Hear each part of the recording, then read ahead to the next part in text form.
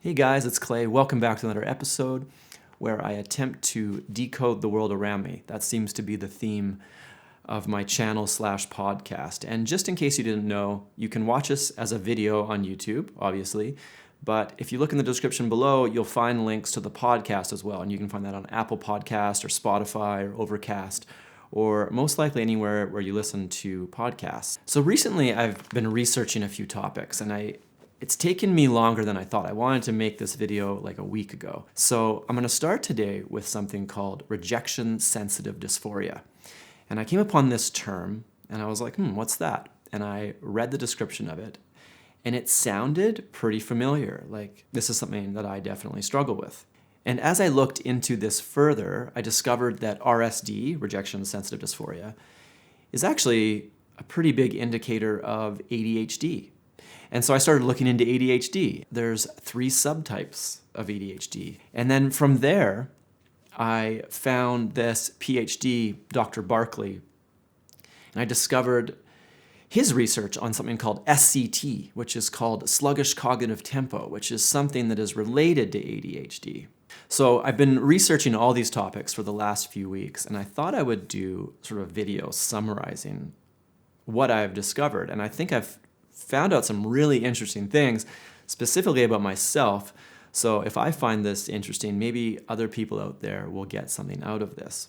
So at the time of recording this, I'm not sure if I'm gonna chop this into multiple episodes yet. It depends how long it takes me to get through this. So the first thing I'm gonna talk about here is RSD, Rejection Sensitive Dysphoria. So when I first stumbled upon RSD, I looked it up. It's actually not an official medical diagnosis. So things like ADHD, bipolar, borderline personality disorder, these types of things are things you can actually get diagnosed with, and they're found in the DSM, which is basically this manual that outlines all the various disorders that you can have. So RSD is not listed in that. RSD is not a disorder. It is a dysphoria. And what is a dysphoria? What does that word mean? Dysphoria means hard to bear. People with RSD don't handle rejection very well. And there's a whole bunch of things and symptoms and feelings that kind of surround this inability to handle rejection. So as I've read about this, it's been pretty eye-opening to me because it's obvious that I have this RSD. And as I go through it, I'm seeing some similarities to other things that I kind of counted as personality traits before. And now it has me thinking, like, are some of these behaviors actually personality traits, or are they actually part of an impairment of some kind? What's the difference between personality and impairment? And I'll talk a little bit more about that later. All right, so like I was saying, people with RSD are extra sensitive about rejection. And that means that they really care about what other people think about them. And if they kind of get the feeling like somebody is rejecting them or criticizing them, they can get quite upset, get quite depressed, get quite anxious, can have these sort of overwhelming emotions sort of bubble to the surface. And along with this, they might actually start to imagine they're rejected or being criticized in situations that they're not actually being rejected or criticized. And then they might have these sort of emotional reactions to situations, and it can leave people a little bit confused because people are like, well, I'm not rejecting you. Stop accusing me of criticizing you. I'm not actually criticizing you right here. So what's an example of that? Like, let's say you send a text message off and you kind of expect a response within a certain amount of time. And if you don't get that response, you start to feel like, oh, maybe this person doesn't like me, maybe they're trying to ignore me, and these feelings of rejection can pop up simply because this person's busy with something else and they haven't got a chance to return your message yet. So to avoid these feelings of rejection and criticism, sometimes these people will go overboard to try to make people like them and accept them. And what does that sound like? That sounds like a people pleaser. And it also sounds sort of like a person who's a little codependent. So I've talked about those two things on this channel before, people pleasing, codependency. What are those two things? And here I've kind of stumbled upon yet another way to describe this same sort of problem, except this is almost like you can find this on WebMD, Rejection Sensitive Dysphoria. So in a way, this almost seems like a bit more of an official way to describe this issue, is what it seems like. So on the flip side, rather than trying to make people like them and trying to fit in, sometimes these people might withdraw entirely and almost sort of, go a little bit recluse to avoid feelings of rejection, which sort of becomes like a self-fulfilling prophecy because now they're not around people and now they start to feel rejected anyway. So what are some of the signs that you might have RSD? Let's run through some of them here. So you might be easily embarrassed, maybe even in situations where you shouldn't be embarrassed. And where does that come from? Maybe sort of comes from a lack of self-confidence. You maybe don't like yourself. You criticize yourself. And that can even go further into like almost like a self-hatred, or even further from that, self-harm type issues can come out of this, and almost like thoughts of suicide and stuff like that. People with RSD might feel like the world is ending over what seem like small issues. And for myself, this can happen at night, I find. Like something happens, there's some issue, and it literally feels like the world is about to implode over this issue. It feels overwhelming. And I think the key with RSD is that these emotional episodes, these feelings of hopelessness, they're sort of short-lived. And I really noticed that with myself. Like late at night, all of a sudden I feel like the world is ending about some issue. But then I wake up in the morning and I'm like, why was I so worried about that? It's like my mind has figured it out and I've sort of moved on with some kind of a plan on how to solve that problem. And from what I have heard, people with borderline personality disorder also have a similar symptom as this. They turn small issues into big deals, or they feel rejected and criticized. However, with borderline personality disorder, I guess the difference is this persists, whereas with RSD, it is usually short-lived. So generally, if you're getting into a new relationship, a new friendship, you meet somebody new, you might feel like, oh, this person doesn't like me. You're looking for signs. You're trying very hard to impress this person. Ironically, in this process, you might actually end up acting a little weird as you try to do all these things to impress them and make them like you.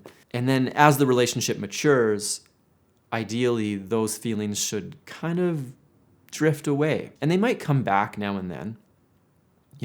These feelings of rejection, feelings of being criticized. But it's not a persistent thing. I guess with borderline personality disorder, the difference is people will feel this constantly. They could be in a long-term committed relationship where their partner has given them absolutely no reason to worry, essentially. And these people feel like their partner hates them. They're going to leave them at any second. So what are some other signs? They set very high standards for themselves. This is something that I'm always doing. It's like you set up these expectations for yourself. You do some work, let's say, or you make something, create something, and then you're like, this is no good, this is garbage. Meanwhile, everybody else looks at it and they're like, that's amazing. But because it's not, 100% perfect, you almost like self-criticize it and hate it. And what's interesting about this is a lot of people almost use perfectionism as like a badge of honor. They're like, well, I'm a perfectionist and I have to do it right. And you know what? I don't think it's actually healthy to be a perfectionist. You can never be perfect. And you have to know when to let go of a project and do it as best as you can. The amount of time it takes matters. If you can do something 95% of the way in a few hours, and then it takes 10 hours to get that last 5%, leaving it at 95% is okay. And getting rid of perfectionism is something that I have struggled with immensely in my life.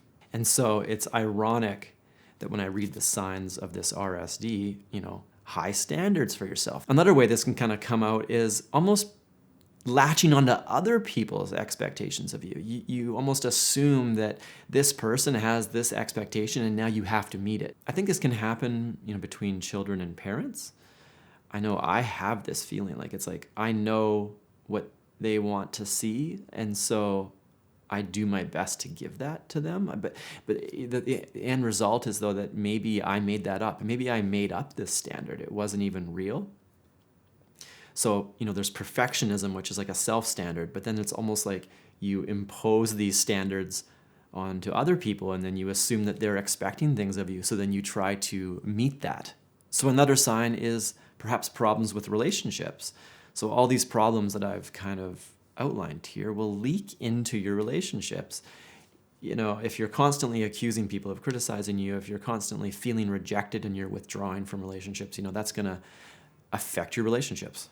So I think all of these symptoms can kind of lead towards this feeling of failure. You've set up all these expectations of yourself. You're not meeting them, you feel like anyway. You're not meeting your own expectations. You're not meeting other people's expectations. And now you kind of slide into this state where you're like, I'm a failure, I'm useless, I'm never going to amount to anything. And that's where that sort of self-hatred and self-harm can kind of come out of that. So I should also say that just because you have these symptoms doesn't mean you have RSD. There are other disorders that have this problem. And I've heard that sometimes people with really intense RSD can kind of get lumped in to some other disorder that they don't even have. Things like bipolar, borderline personality disorder, PTSD, extreme anxiety and depression, or I've heard OCD as well. But I think the key, like I said before, is that RSD episodes are somewhat short. And I know that about myself now. And I find it just a little mind-boggling how accurate this is for me. I kind of know now when these things come on. All I have to do is wait for it to pass. It will pass eventually. And then I start to feel better, and it's almost like my brain will start to figure out solutions. I've also worked really hard on this whole rejection thing. It still creeps up. I still think, oh, that person doesn't like me. It's almost like when I first meet people, I just assume they don't like me. And then over time, it's almost proven that they do. Definitely do that. I don't think it's healthy. I think it's better to try to assume that people like you when you first meet them. Walk into a room thinking, I am a worthwhile person. These people like me. I have things to offer. And almost try to flip the script. Don't be like, oh, are they accepting me? Or do they like me?